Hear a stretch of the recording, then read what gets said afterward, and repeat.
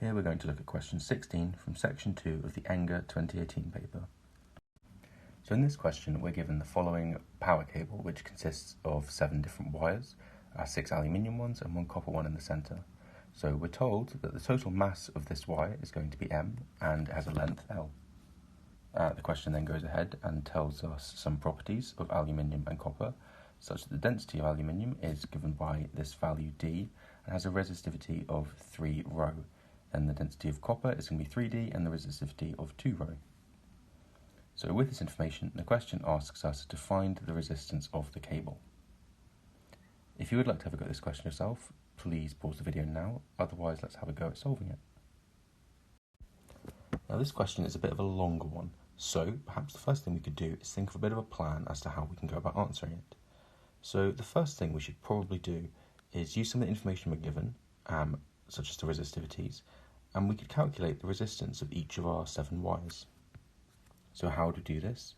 Well, as I said before, we can use the resistivity, and the equation relating that to the resistance of the wire is going to be this, that the resistance is equal to the length of the wire multiplied by its resistivity divided by the cross-sectional area of the wire. And then once we've got the resistance of each of these wires, we could go ahead and find the resistance of the whole cable.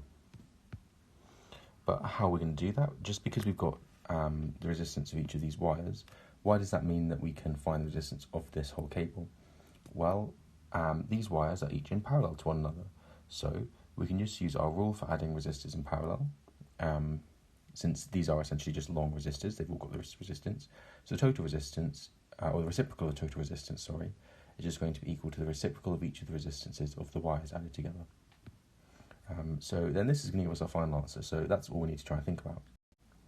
Now, if we try and think about our first point here, to find the resistance of each wire, then we know the length of each wire, it's just going to be L.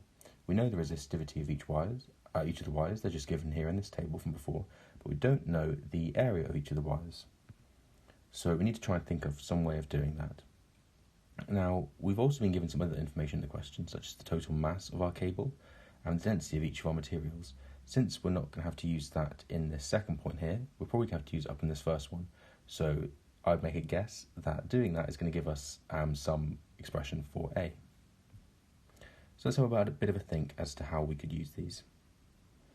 Well, we know that the mass of a thing is equal to its volume multiplied by its density. But in this case, we don't have the volume of each of the wires, so how can we relate their total mass to their densities?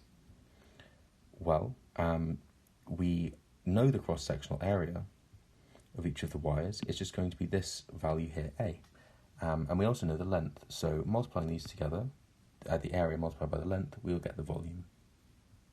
So bearing this in mind, we can find the mass of each of our wires.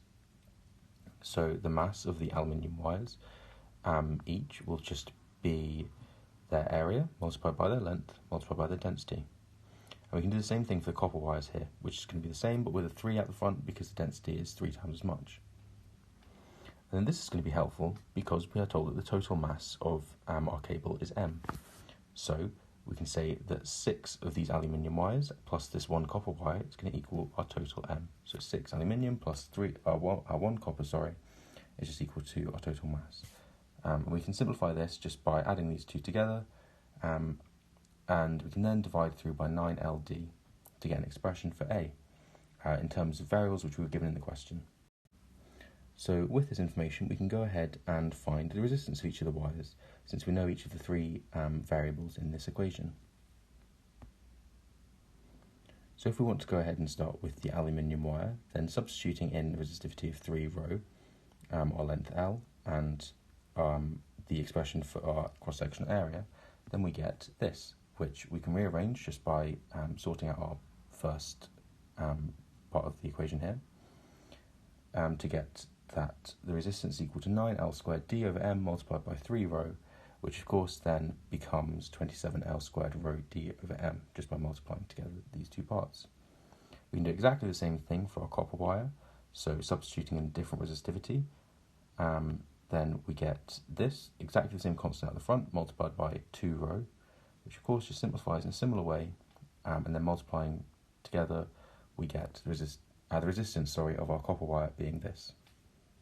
18L squared rho d all over m. And now, with these two resistances, we can go ahead and move on to our final step, which is to add together the resistance of each of our wires in parallel. Now, as we said before, we can just use the rule of adding wires in parallel, or resistors in parallel, which is that the reciprocals all add together equal to the reciprocal of the total resistance.